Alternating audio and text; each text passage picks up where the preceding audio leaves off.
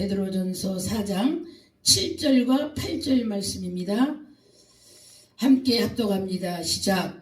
만물의 마지막이 가까이 왔으니 그러므로 너희는 정신을 차리고 근신하여 기도하라. 무엇보다도 뜨겁게 서로 사랑할지니 사랑은 허다한 죄를 덮느니라. 아멘. 우리 어렸을 때요, 어른들이 하시는 말씀이 말세다 아기 때도 그 소리를 들었어요. 그랬는데 그 말세가 무엇인가를 이해는 못했습니다. 그러나 지금은 말세다 그렇게 하면 금방 알아차려요. 너무나 악이 성행한 악이 무섭도록 우리 교회 안에서는 강단은 하나님이 살아계셔서 존재하므로 실제로 전파하는 말씀의 대언자 목사님을 하나님같이 여겼었어요. 우리 어렸을 때. 지금도 어렸을 때 그 하나님이 지금은 변하지는 않았고 똑같은 하나님이시지만은 그때의 강단을 향하여 선포되는 말씀의 대언자를 맞이하는 자세는 달랐습니다. 그래서 축복권도 있고 저주권도 있고 이것이 실제로 이루어졌지 않습니까? 그러나 이제 우리들은 축복권으로 인하여 모두 다 하나님 앞에 회복되는 영이 되기를 바라는 마음으로 마음을 교류를 해야 되겠지요. 그런데 그 교회 안에서 일어나는 사건들, 세상에서 치고받는 그 감정 대립보다도요, 교회 안에서 말로, 눈빛으로, 몸으로 대립하는 이 대립은 어마어마하게 무섭습니다.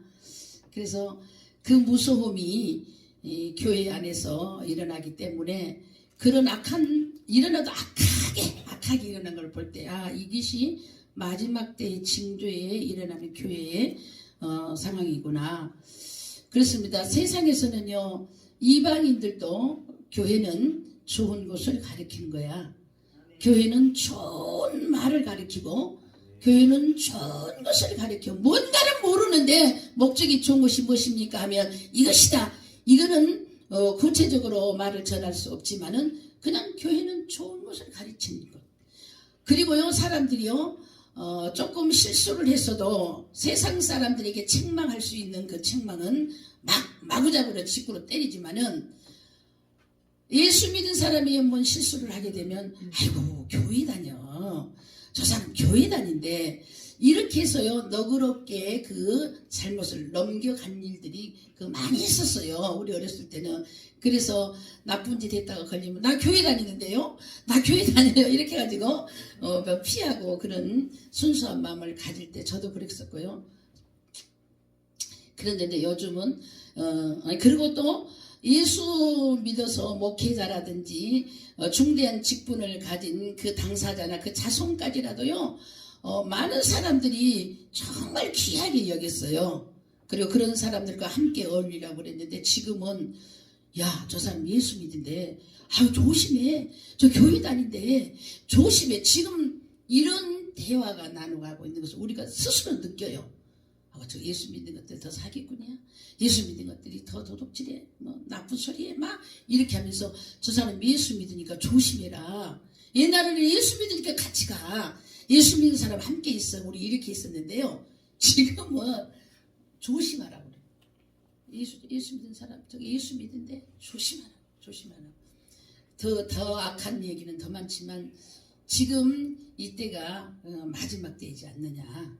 교회 안에서도 너 하나님 봤어? 라고 이렇게 하는 사람도 있는데 우리가 오늘 마지막 때에 접어 살면서 마지막 때 그러면 재림의 임박함을 느끼잖아요. 주님 오실 때가 다 됐구나. 마지막 때 그 말은 주님이 오실 때가 다 됐구나. 이제 이런 것들이 다 포함되어 있지 않습니까? 그래서 오늘 말씀은 재림의 긴박성을 느낄 때에 우리는 어떠한 자세를 취해야 되겠는가? 이런 말씀으로 말씀을 전해보겠습니다. 그래서 하나님은 우리들을 하나님의 형상대로 창조하여서 인간의 그 고귀함은 비록 죄인일지라도 바꿀 수 없다는 것, 이것을 성경에 정확하게 기록되어 줬습니다. 그렇기 때문에 주님께서 이 땅에 오실 때가 임박함을 알게 하고, 그러나 세상 사람들은 모르잖아요. 이제 내 세상이다 하지만은 우리가 주님의 형상대로 빚음을 받았다는 고귀한 자라는 것, 이런 것을 느낄 때에는 어떻게 하든지 하나님의 뜻대로 살려고 하고, 어떻게 하든지 오늘 안 바쁘신 분이 계세요? 다 바쁘잖아요. 다 바쁘잖아요. 그러나 모이기를 힘쓰는 이런 곳, 하나님께서 마지막 때에 지림의 임박함을 느끼는 자들의 자세는 이렇게 모이기를 힘쓰라 그랬단 말이죠. 그래서 오늘도 정말 주님의 때가 다 됐어. 보통 얘기하면 우리 때가 될지 내 자손 때가 될지 때는 모르지만 임박한 것을 다 느끼지, 우리 기도하는 분들은요. 그래서 이런 것을 느끼는 우리 자세, 마지막 때에 우리가 이때에 살면서 어떻게 우리 자세를 해야만이 신랑 되신 그분이 올 때에 신부로서의 이렇게 콜을 당할 수 있는가. 참 그것도요, 신랑 신부 수업, 신부의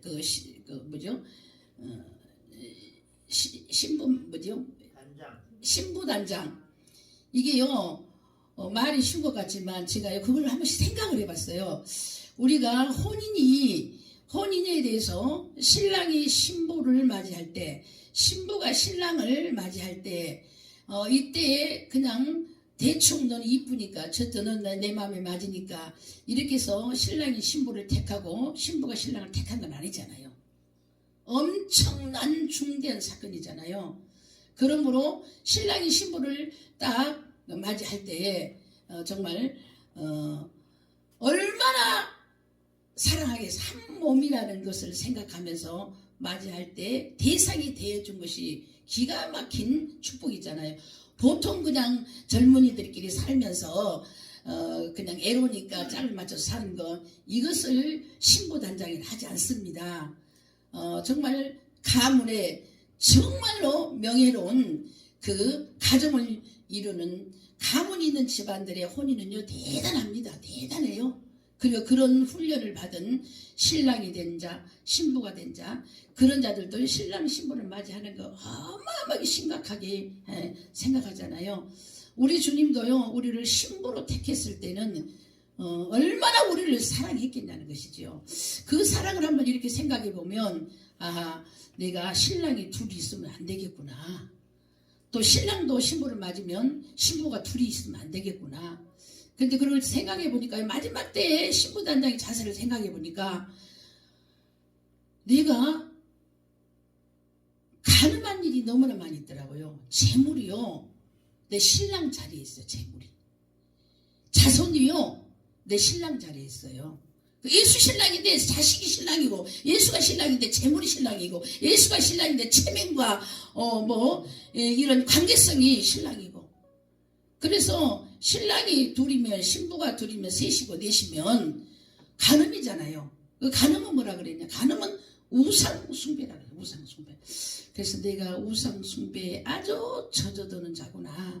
그렇게 하면서 이 말씀도 좀 준비하면서 여러 가지 생각할 때, 우상 숭배하는 간음한 자로서, 간음은 우상 숭배고, 우상 숭배는 간음이고, 간음은 예수가 신랑인데 그 신랑 자리에 또 다른 것들이 예수보다 더 사랑하는 것이 내가 간음한 것이잖아요.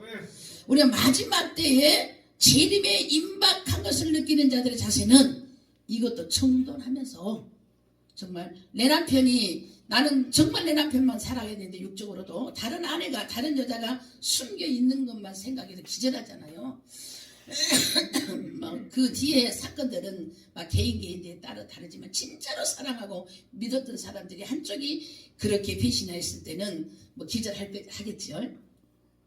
이런 것들을 보면서 오늘 말씀을 한번 생각해 봤습니다. 재림 때에 재림 때가 임박하다는 것을 느끼는 우리의 믿음의 자세는, 오늘 베드로전서 4장 7절 말씀처럼 만물이 마지막이 가까웠으니, 만물이 마지막이 가까웠다 했잖아요.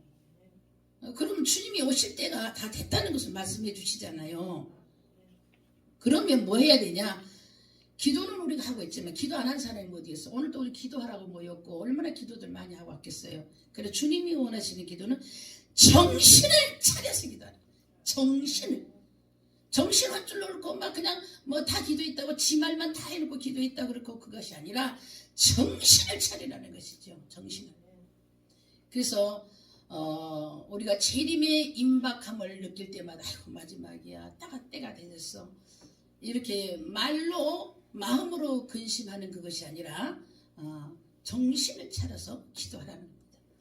예수님의 제자들도 사도행전 말씀 안에 정신 차려서 기도한 사건들이 많이 있고 하나님 계시는 기적과 표적과 이적이 나를 나타내는 것이 아니라 하나님의 살아계신 일을 하고 모든 그 능력과 권능은 아버지 것이지만 아버지께서 우리에게 잠시 위임을 해주는 그 능력들을 우리가 내가 능력이 있어서 행하는 줄 알고 설교하면서 예수님을 자랑한다고 말은 해. 말은. 그러나 그 감정에서 나오고 느끼는 우리의 그 실은 자기가 예수님 위에 있는 거예요. 자기만 제일 거룩하고 자기만 제일 깨끗하고 그래서 자기가 자기를 통하여 하나님 사용한 것처럼 말은 예수님이 했습니다. 말은 다루는 그래. 그 속에는 반대의 감정이 나오는 것이 많이 있는 것을 우리가 느껴요. 그래서 근신하고 정신을 차려서 복음을 전하지 아니하면 기도하지 아니하면 주님과의 상관이 없는 일 하나님 것을 내 것으로 내가 남용해버리는 그런 일들이 있기 때문에 그동안에 잘못된 부분들은 회개하여서 우리가 용서를 주님 앞에 예수 피뿌림으로 덮임을 받으면 되지만 습관적인 건 내가 그거를 모르면은 안 된다는 것이죠. 근신하라 정신을 차려라. 그리고 모든 것은 주님의 것이므로 주님 앞에 위임받은 자는요 위임을 준 자에게 월권을 행하면 절대 안 되는 거예요. 이런 자세를 마지막 때 이제는 갖추어라. 그래서 우리 오늘도 함께 하여서 마지막 때 주께서 말씀하시는 재림의 긴박성을 느낄 때는 기도할 때 정신을 차리자는 거예요. 기도 많이 했다 하는 사람들 치고요. 기도하지 아니할 때는 담임 목사님의 말씀도 잘 순종하고 성경의 말씀도 불법을 행하지 아니하려고 발버둥 쳤다가 기도를 많이 해요. 어느 날부터 이상하게 바뀌어져요. 어느 날부터 교만하고 자만하고 말씀을 남용하고 담임 목사님도 모르고 선배도 모르고 후배도 모르고 아주 무질서한 그런 시간들은 우리에게는 절대 없도록 함께 모여 힘쓰고 재림의 때를 긴박함을 느끼는 우리들은 정신을 차리자는 거예요. 정신을 차리자. 두 번째로 8절 무엇보다도 뜨겁게 서로 사랑할지니 사랑은 허다한 죄를 덮느니라. 오늘 우리 총재님도 사랑의 말씀에 대해서 말씀하시더라고요. 우리의 시작은 사랑이요, 우리의 끝은 사랑이요. 알파와 오메가 모두 다 사랑입니다. 그런데 이 사랑에 대해서 우리는 왜 이 사랑을 말씀하실 때에 이 사랑을 우리가 은혜로 알아야 되겠는가? 서로 사랑해야 되겠는가? 성경은 원수를 사랑하라 그래서 원수를. 근데 사랑은요 원수가 될 수가 없어요. 원수를 맺을 수가 없어요. 원수 관계가 있을 수가 없어요. 그렇기 때문에 원수가 있으면 안 된다는 거죠. 마지막 때에 재림의 때가 긴박하게 느끼는 자들에게는 미움의 대상이 있으면 안 된다는 거예요. 우리 히브리어 헬라어로 고귀한 말을 해서 나만 깨끗하고 막 그런 말로 강요하는 것이 아니라 내 삶 속에서 가장 하기 쉬운 것, 가장 빨리 찾아낼 수 있는 것, 미운 사람이 있으면 절대 안 됩니다. 그래서 사랑을 은사로 받아야 되는 거죠. 사랑은 은사로 받아야 됩니다. 사랑의 은사를 받으면 미움의 대상이 없고 원수의 대상이 없고 사랑의 은사를 받게 되면 허다한 허물을 덮어주는 거잖아요. 누구이든지 허물이 있으면 다 덮어주는 거예요. 허다한 허물을. 그래서 우리가 사랑, 서로 사랑하라. 서로 사랑하라고 성경에 강요하는 이 말씀을 생각할 때 마음은 솔직히 마음은 미운데 미움다는 표현을 못하는 거예요. 교회 안에서 목회자들끼리 직분자들끼리라도요. 아주 그냥 그런 얘기 많이 있는데 재림의 긴박함을 느끼는 우리 자세라면 미움의 대상이 절대 없도록요 사랑을 우리는 사모해야 됩니다. 원수가 되는 자가 절대 없어야 돼요. 그때 주님이 오실 때에 나는 어떻게 하겠냐? 주님 앞에 우리가 설 수가 없기 때문입니다. 원수를 사랑하지, 원수가 절대 될 수 없는 사랑을 사모하고 미움의 대상이 절대 없도록 서로 사랑하고 또한 사랑은 무엇냐? 어떤 허물도 다 덮어버리기 때문입니다. 그래서 우리가 재림의 임박함을 긴박함을 느낄 때 가장 편안한 마음은 걱정도 없고 근심이 없는 것은 미움의 대상이 없고 원수가 되는 자가 없고 어떤 일도 다 덮어주는 그런 마음은 성령이 나와 함께 하지 아니하면 그런 일이 일어날 수가 없기 때문에 물과 성령으로 거듭난 자들 속에서 그들의 삶은 이렇게 사랑을 하기 때문입니다. 그래서 오늘 귀한 자리에서 함께 하면서 물과 성령으로 거듭나면서 어떤 일이든지 간에 허다한 허물을 덮고 기도하되 그냥 우리 형식에 불과한 기도는요 예수 안 믿어도 다 해요. 예수 안 믿어도 뭐 선한 일, 우리가 선한 일이 무엇인지 사랑이 있으면요 그 선한 일이 세상의 사람들도요 선교하는 일, 구제하는 일 이제 연말 되니까 참 그거 막 자막에 나오는 거 보는데요. 불교, 불교에서 최고의 후원금이 많이 나와요. 후원금. 구제해주세요. 남을 도와주세요. 못하세요. 돕는 일 기가 막히게 좋잖아요. 좋은데 이것이 기독교인이 선교하는 게 아니에요. 이방인들도 다 해요. 예수 안 믿어도 다 해요. 다 합니다. 그것이 선한 일이 아니에요. 우리는 기본적으로 생활이라는 거예요. 기본적으로 생활. 그것이 사랑이 내 안에 들어왔을 때야 가능하지. 그래서 조금만 나에게 남을 주는 일은 사역을 하면 막 선한 일 했다고 막 선교했다고 막 그런데 그거는 우리는 의무입니다. 의무. 이방인들도 다잖아. 엄청나게 후원금을 많이 냅니다. 가난한 사람 좀 도와주세요. 없는 사람 주세요. 우리는 선교, 구제 이렇게 얘기하지만 그들에게는 그건 좀 없는 사람 도와주세요. 더 그냥 주는 마음으로 선교 구제하는 것을 우리는 봅니다. 그래서 선교 구제가 선한 일이 아니라는 거, 우리 의무라는 거.